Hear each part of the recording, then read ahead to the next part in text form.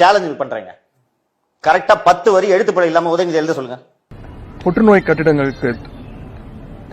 கட்டிகளுக்கு அட இப்படி பல்வேறு திறமைகளை உடைய உதயநிதி ஸ்டாலினுக்கு இன்னைக்கு பிறந்த நாளாங்க. நீ எல்லாம் பிறந்ததே ஒரு சாபக்கேடு. முடிஞ்சா இன்னைக்கே போய் செத்துரு.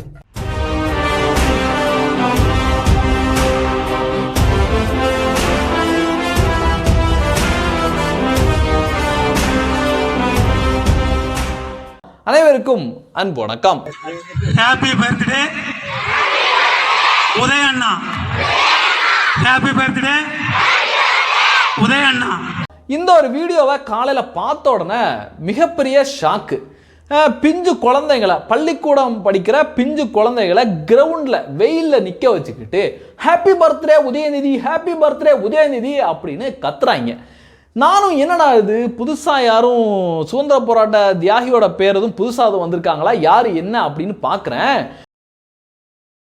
சின்னையா இருக்கார்ல, அவருக்கு பிறந்த நாளாம்.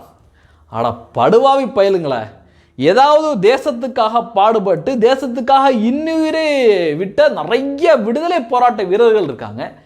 அவங்களுக்கு இந்த மாதிரி ஒரு மாணவர்கள் மத்தியில் விழிப்புணர்வு ஏற்படுத்தினா அது ஒரு நல்ல விஷயம். ஆனால் உதயநிதி ஸ்டாலினுக்கு சொம்படிக்கிறதுக்காக கேவலம் 200 ரூபா அந்த ஒரு பணத்துக்காக சின்ன பிஞ்சு குழந்தைங்களை போட்டு இப்படி பாடாப்படுத்துறீங்களாடா அப்படின்னு இன்னைக்கு தமிழக மக்கள் காரி துப்பிட்டு இருக்காங்க. என்ன கேள்வியை முன் வைக்கிறாங்கன்னா, உங்க வீட்டு பசங்களா இது மாதிரி நிற்க வச்சுங்க கத்த விடுவீங்களாடா அப்படின்னு கேட்குறாங்க. நியாயமான கேள்வி தானே. இந்த பிஞ்சு குழந்தைங்க, அந்த பிஞ்சு குழந்தைங்களுக்கு உதயநிதி ஸ்டாலின் யாருன்னு தெரியாது, ஸ்டாலின் யாருன்னு தெரியாது, இவங்களெல்லாம் பார்த்தாலே யாருன்னு அவங்களுக்கு தெரியாது. ஆனால் குழந்தைகளே வாழ்த்து தெரிவிச்சுட்டாங்க. பார்த்தீங்களா, பள்ளிக்கூட குழந்தைங்களே வாழ்த்து தெரிவிச்சுட்டாங்க அப்படின்னு ஒரு பிம்பத்தை கட்டமைக்கிறதுக்கான முயற்சி பண்ணிட்டு இருக்காங்க. மக்கள் இன்னைக்கு காரி துப்பிட்டு இருக்காங்க. அடுத்து இந்த பிறந்த நாளை கொண்டாடும் உதயநிதி தமிழகத்துக்காக என்ன அப்படி பண்ணிட்டாரு, என்ன பண்ணிட்டாரு அப்படின்னு பார்த்தோம்னா, நிறைய பொய்களை அடுக்கடுக்கா சொல்லியிருக்காரு. தேர்தல் நேரத்தில் அடுக்கடுக்கா பொய்ய சொல்லியிருக்காரு. அதை இன்னைக்கு மக்கள் போட்டு கிளின்னு கிளிக்கிறாங்க. சும்மா நாரா கிளிக்கிறாங்க.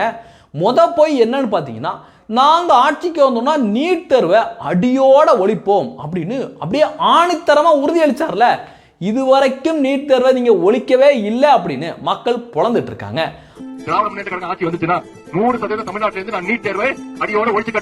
அடுத்து பாத்தீங்கன்னா, நகையெல்லாம் நீங்க பேங்க்ல கொண்டு வச்சிருங்க, கூட்டுறவு அங்காடியில கொண்டு வச்சிருங்க, நாங்க அதை ரத்து பண்ணுவோம், பயப்படாதீங்க அப்படின்னு சொன்னாப்ல. அதையும் பண்ணல அப்படின்னு மக்கள் கிளின்னு கிளிக்கிறாங்க.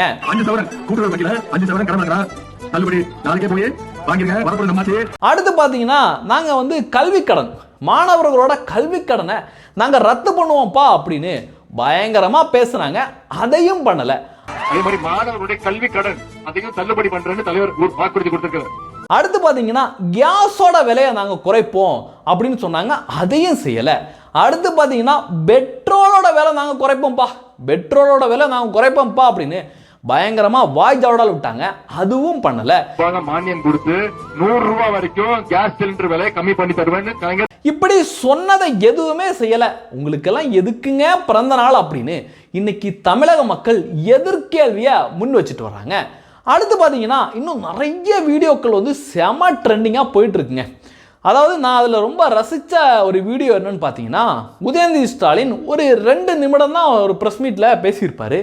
ஆனால் அந்த 2 நிமிட ப்ரெஸ் மீட்டில் அவர் கிட்டத்தட்ட 29 வாட்டி அப்படியே துண்டுச்சீட்டை பார்க்குறாரு பேசுகிறாரு, துண்டுச்சீட்டை பார்க்குறாரு பேசுகிறாரு. அந்த காட்சியை இன்னைக்கு அழகா, யாருன்னு தெரியலை, ரொம்ப தத்ரூபமாக அதை எண்ணி அதை பொறுமையாக உட்காந்து எண்ணியிருக்காரு. எத்தனை வாட்டி அவர் குமிஞ்சு நிமிர்றாரு அப்படின்னு ரொம்ப தெளிவாக எண்ணி வீடியோவை போட்டிருக்காரு. அவ்வளோ சூப்பராக இருக்குங்க, சூப்பராக இருக்கு அந்த வீடியோ. நீங்களே பாருங்க. எத்தனை தடவை என்ன திரும்பி பாக்குறான்னு விரல விட்டு என்னங்கடா. கவரப்பேட்டை அருகே மைசூரில்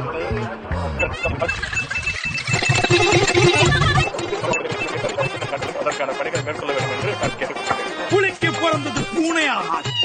இப்படி இந்த வீடியோ செம வைரலா போயிட்டு இருக்கேல, நமக்கு ஒரு சில விஷயங்கள் ஞாபகம் வருது. அதாவது உதயநிதி ஸ்டாலின் நான் பார்த்த வரைக்கும் அவர் பத்திரிகையாளரை துணிச்சலோட சந்திச்சதே நான் பார்த்தது கிடையாது. ரொம்ப தயங்கி தான் சொல்லுவார். முடிஞ்ச அளவு அந்த கேள்விகளை ட்விஸ்ட் பண்ணி விட்டு நேரடியாக அவர் பதில் சொல்லவே மாட்டார்.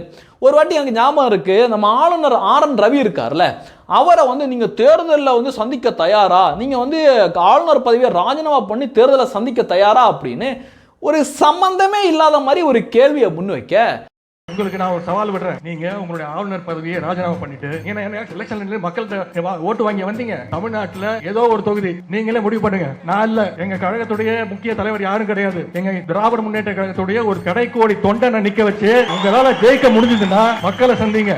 தமிழக பாரதிய ஜனதா கட்சி தலைவர் அண்ணாமலை அவர்கள் ஒரே போடா போட்டார். என்ன போட போட்டார்னா, அப்படின்னா உதயநிதி ஸ்டாலின் இப்ப இருக்க எம்எல்ஏ பதவியை ரிசைன் பண்ணிட்டு அவர் வந்து IPS IAS தேர்வை எழுத தயாரா அப்படின்னு கேட்டார். உண்மையிலே எல்லாருக்குமே ஷாக்குங்க. திமுகவில் இருந்தவங்களுக்கு கூட பெரிய ஷாக்கு.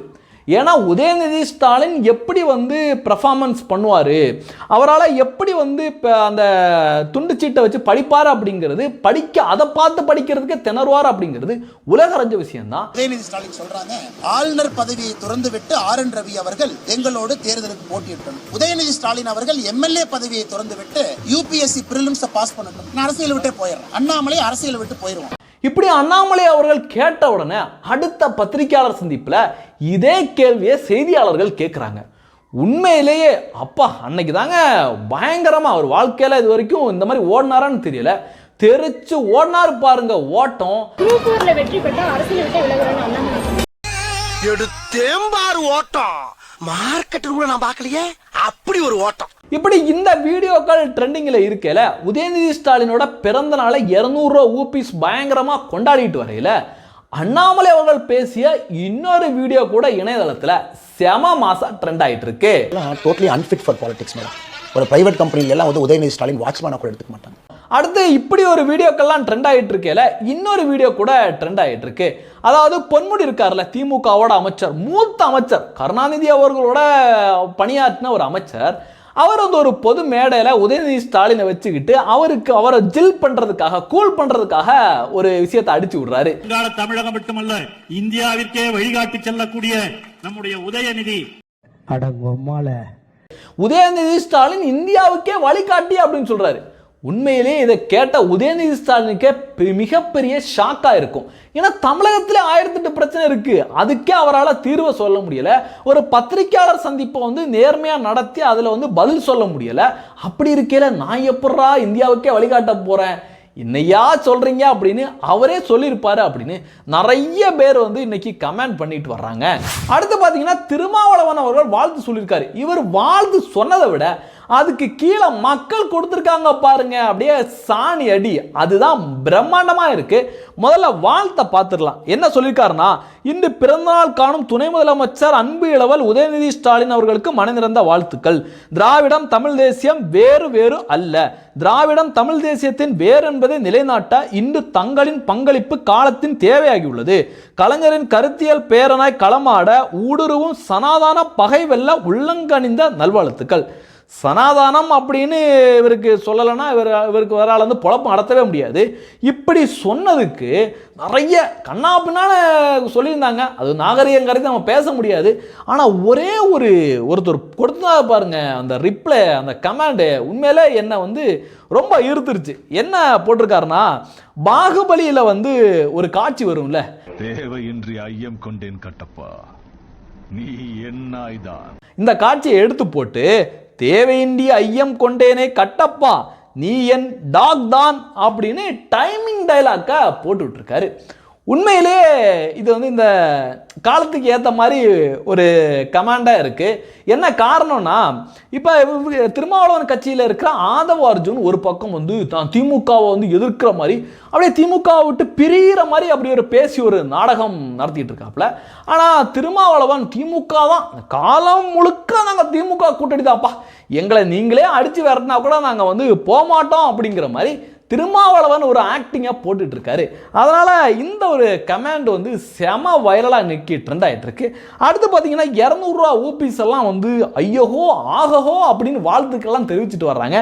உண்மையிலே அதை பார்க்கல இந்த அப்படிங்க உங்களுக்கு 200 ரூபா பேடிஎம் தொகை அப்படிங்கிற மாதிரி அந்த ஒரு வீடியோ வந்து வைரல் ஆகிட்டு இருக்குல்ல, அதுதான் எனக்கு ஞாபகம் வருது. போன்பேவில் பெறப்பட்ட தொகை ரூபாய் 200. இந்த தகவல்களை பற்றி நீங்கள் என்ன நினைக்கிறீங்க அப்படிங்கிறதையும், உதயநிதி ஸ்டாலினுக்கு நீங்கள் வாழ்த்து தெரிவித்தா எப்படி வாழ்த்துவீங்க அப்படிங்கிறதையும் நம்ம கமெண்டில் பதிவு பண்ணுங்கள். நன்றி. ஜெய் ஹிந்த். வந்தே மதரம்.